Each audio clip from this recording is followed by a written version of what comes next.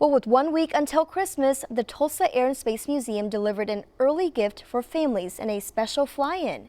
News on 60's Johnny Resendez was at the museum with more from staff and parents. Santa has always been known to make an entrance, but today, the Tulsa Air and Space Museum convinced him to ditch the sled. Well, what a better way to deliver Santa Claus to an air and space museum than a helicopter. Once the clock struck 11, visitors didn't have to wait long for Santa's grand entrance.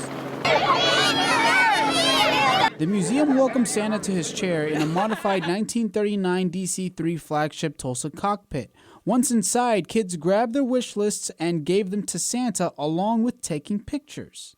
Thank you, Santa. Tulsa Air and Space Museum Executive Director Tanya Blansett says it's always cool to see Santa here because of all the smiles he brings. But she also says these events have a little bit extra meaning for the community as a whole.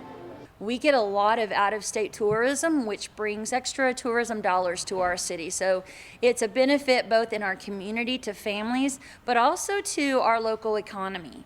Greg and Kelsey Rooney Dorst are visitors at the museum and brought along their son James. They say they already are big plane enthusiasts, so when they heard Santa would be coming to town, they had to see it for themselves.